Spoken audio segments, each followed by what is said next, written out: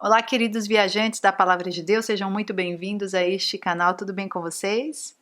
Para vocês que ainda não me conhecem, eu me chamo Mari Garcia e se você ainda não está inscrito aqui, este é o momento que você pode se inscrever. Ativa o sininho aqui embaixo para o YouTube te avisar toda vez que eu postar um vídeo novo por aqui. Se inscreve lá nas minhas redes sociais, está aqui embaixo, eu vou deixar para vocês.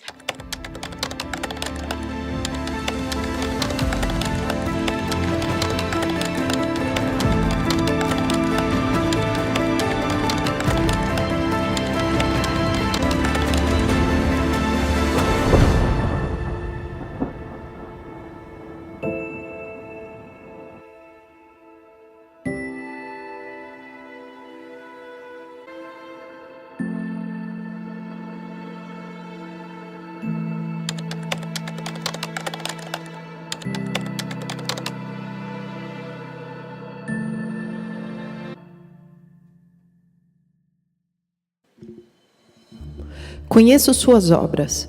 Sei que você não é frio nem quente. Melhor seria que você fosse frio ou quente. Assim, porque você é morno, não é frio nem quente. Estou a ponto de vomitá-lo da minha boca.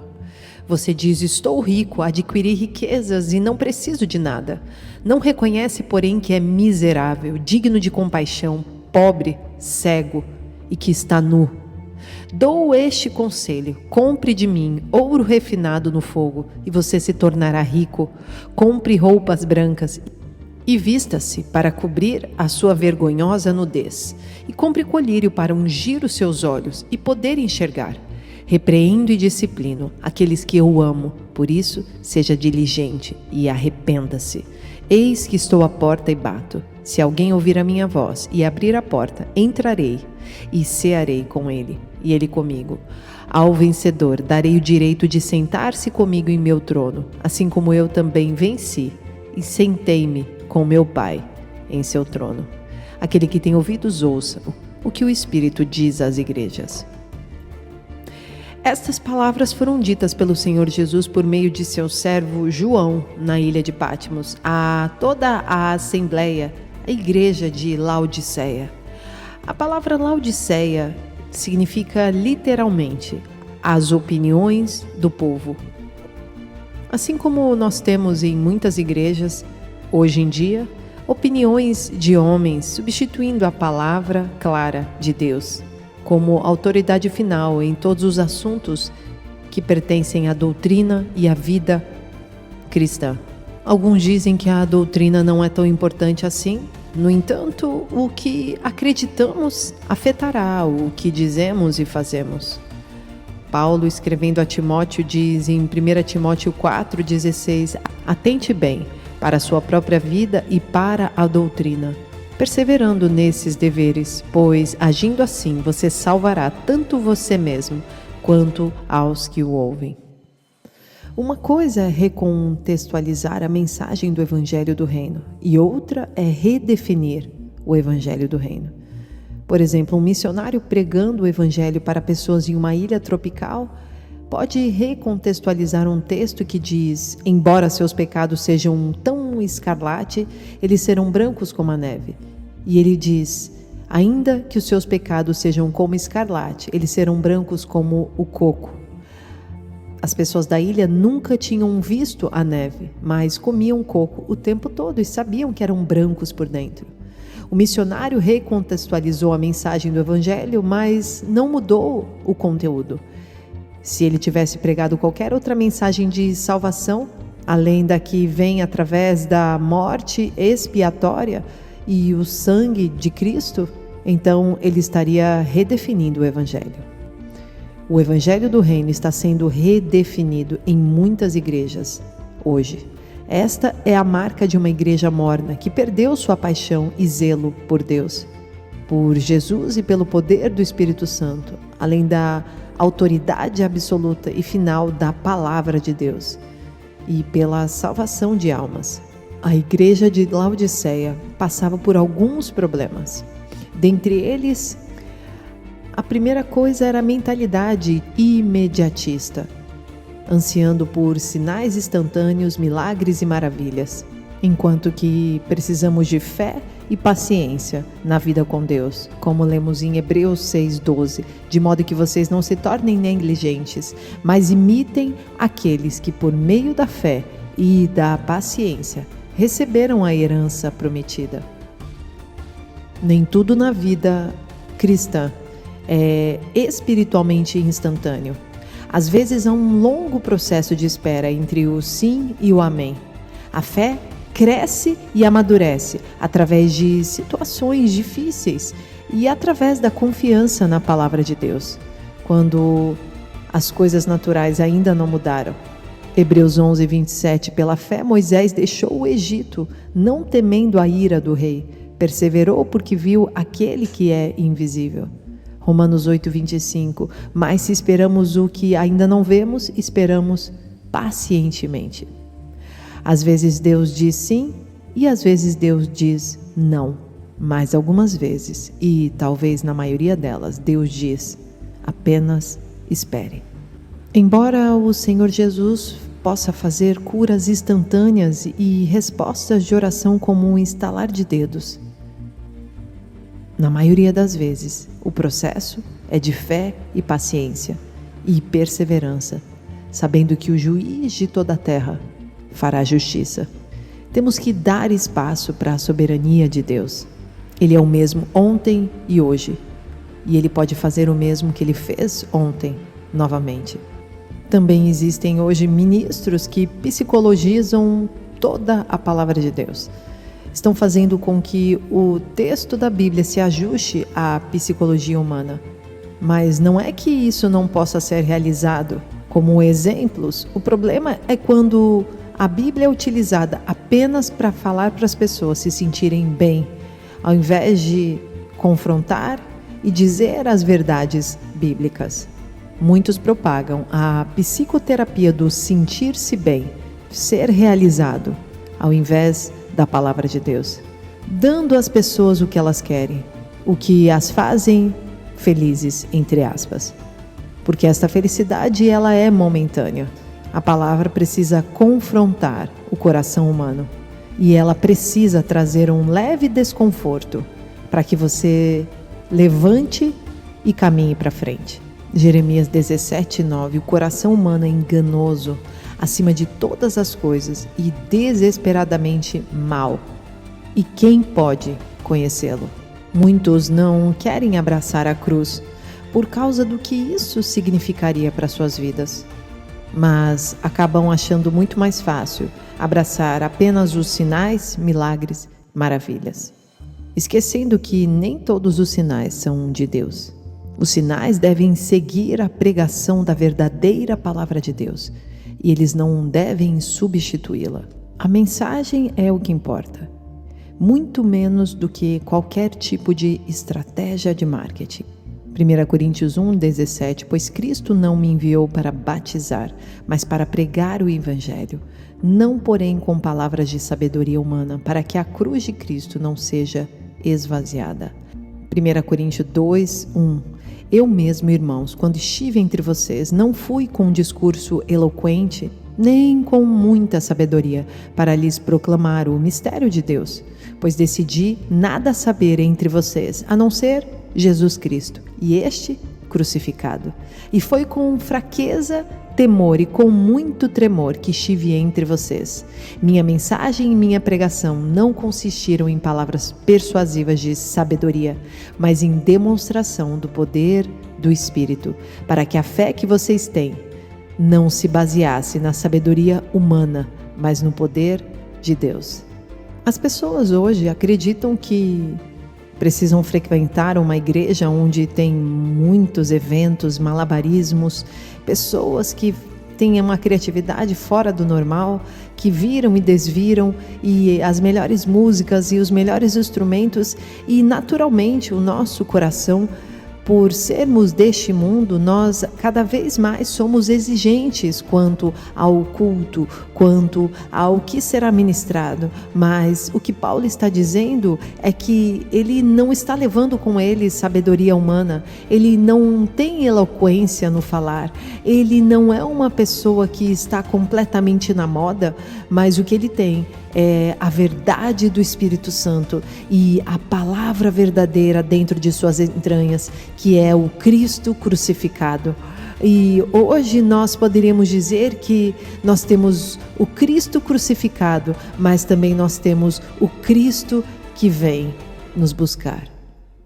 Então nós seguimos uma pregação onde Cristo crucificado nos traz ao arrependimento, nos coloca como pecadores que tivemos uma segunda chance. Então tudo aquilo que você fez no passado não faz mais peso nas suas costas, porque Jesus levou naquela cruz. Então você segue a sua vida com outra leveza, e Cristo Jesus veio justamente para nos trazer esta leveza, para que pudéssemos receber o perdão dos nossos pecados. O Cordeiro de Deus que tira o pecado do mundo. Mas então ele vem novamente e nós ansiamos pela sua volta, assim como todos os que conviveram com Jesus já ansiavam pelo seu retorno, assim como todos os que estudam em profundidade a palavra entendem que Jesus virá como leão de Judá, um leão que vem com sua ira, um leão que vem com sua vingança, mas que traz consigo o galardão para todo aquele que o busca, para todo aquele que viveu uma vida de arrependimento. Então, a pregação verdadeira da palavra de Deus precisa consistir na certeza do reino de Deus, na certeza de que só entraremos no reino de Deus com um arrependimento genuíno, com uma vida santa, com a busca pela vontade do Pai, através do Espírito Santo que habita em nós. 1 Timóteo 6, versículo 6. De fato, a piedade com contentamento é grande fonte de lucro, pois nada trouxemos para este mundo e dele nada podemos levar. Por isso, tendo que comer e com o que vestir-nos, estejamos com isso satisfeitos. Os que querem ficar ricos caem em tentação, em armadilhas e em muitos desejos descontrolados e nocivos, que levam os homens a mergulharem na ruína e na destruição. Pois o amor ao dinheiro é a raiz de todos os males. Algumas pessoas, por cobiçarem o dinheiro, desviaram-se da fé e se atormentaram com muitos sofrimentos. Você, porém, homem de Deus, fuja de tudo isso e busque a justiça, a piedade, a fé, o amor, a perseverança e a mansidão. Combata o bom combate da fé. Tome posse da vida eterna, para a qual você foi chamado e fez a boa confissão na presença de muitas testemunhas. Diante de Deus, que a tudo dá a vida, e de Cristo Jesus, que diante de Pôncio Pilatos fez a boa confissão, eu recomendo. Guarde este mandamento, imaculado e irrepreensível, até a manifestação do nosso Senhor Jesus Cristo, a qual Deus fará se cumprir no devido tempo. Ele é o bendito e o único soberano, o Rei dos Reis, o Senhor dos Senhores, o único que é imortal e habita em luz inacessível, a quem ninguém viu nem pode ver. A Ele sejam honra e poder para sempre. Aqueles que pregam a fé, a prosperidade e o dinheiro e vivem se baseando nisso como apenas esta palavra de Deus. Nada sabem da vida que crucificou todas as concupiscências da carne com suas paixões e desejos.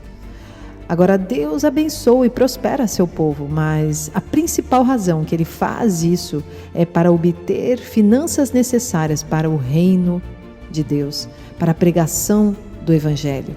A igreja de Laodiceia se encontrava morna, justamente porque ela colocava as riquezas em primeiro lugar, se sentia prepotente e que não precisava de nada, não reconhecendo, porém, que era miserável, digna de toda compaixão, pobre, cega e, além de tudo, que estava nu. Pode ser que o seu problema não seja o dinheiro, pode ser que você não seja apegado a isso, mas pode ser que você seja apegado a muitas idolatrias, muitas coisas do mundo que você não consegue se desvincular e que sem essas coisas você se sente nu, Você se sente completamente sem apoio? Mas Deus está dizendo: eu preciso que você dependa de mim. E sou eu quem darei a provisão.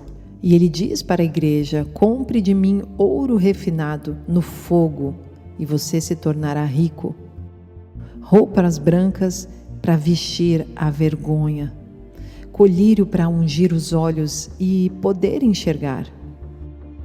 Jesus está dizendo: ao invés de gastar o seu dinheiro com prazeres mundanos, compre de mim aquilo que pode fazer você enxergar novamente, aquilo que pode fazer com que você cubra a sua vergonha, aquilo que pode fazer com que você verdadeiramente seja rico, e não apenas rico de dinheiro, mas rico na sua alma, no seu espírito, na sua eternidade. Pois o nosso tesouro não está nesta terra, o nosso tesouro está no reino de Deus. E ao vencedor, Ele dará o direito de sentar-se com Ele em seu trono, assim como Ele venceu e sentou com o Pai em seu trono. Nós reinaremos com Cristo durante o milênio. Nós seremos reis e sacerdotes. Aquele que aceitar o Senhor Jesus e viver uma vida de busca do reino de Deus aqui na terra, quando Jesus voltar, receberá o seu galardão e estará com Ele durante todo o milênio, reinando sobre as nações, desfrutando da coroa da vida. Isaías 55:6. Busquem o Senhor enquanto é possível achá-lo, clamem por Ele enquanto está perto. Que o ímpio abandone o seu caminho e o homem mau os seus pensamentos. Volte-se ele para o Senhor, que terá misericórdia dele. Volte-se para o nosso Deus, pois Ele dá de bom grado o seu perdão. Pois os meus pensamentos não são os pensamentos de vocês, nem os seus caminhos são os meus caminhos, declara o Senhor. Assim como os céus são mais altos do que a terra, também os meus caminhos são mais altos do que os seus caminhos, e os meus pensamentos mais altos do que os seus pensamentos. Deus está chamando a igreja para se arrepender enquanto Ele está próximo, pois chegará o tempo em que será tarde demais. Arrependimento de preguiça em procurar ver almas salvas e santos santificados. Arrependimento em manter falsas doutrinas, uma teologia distorcida, falsas profecias. Devemos deixar de lado qualquer pecado e qualquer peso que nos empurra para baixo. Um abandono de tudo que contamina a carne e o espírito. Eis que estou à porta e bato. Se alguém ouvir a minha voz e abrir a porta, entrarei em sua casa e cearei com ele, e ele comigo. Todos nós queremos ceiar com o Senhor Jesus. Todos nós queremos abrir a porta quando Ele bater. Todos nós queremos abrir o nosso coração ao arrependimento e clamar pelo perdão que vem de Deus. Todos nós precisamos nos desprender hoje, agora, com urgência, de todo o pecado. Todos nós queremos viver uma vida santa e piedosa. A igreja de Laodiceia era uma igreja amada por Deus, mas está sendo repreendida. Jesus queria entrar naquela cidade, mas eles não o deixaram entrar. E hoje Ele está dizendo para nós: você vai me deixar entrar? Oremos. Senhor nosso Deus e nosso Pai, entregamos nossas vidas a Ti. Queremos estar com os nossos corações abertos, sedentos pelo Teu querer. E hoje decidimos, Pai, que deixamos para trás todo o pecado. Deixamos para trás todo o peso que tem nos carregado, que tem nos segurado. E decidimos que abrimos a porta para o Senhor Jesus em nossas vidas. Quando o Senhor tocar, estaremos disponíveis a Ti. Em nome de Jesus. Obrigada, Senhor. Sê conosco todos os dias. Amém. Deus abençoe, queridos. E até o próximo vídeo.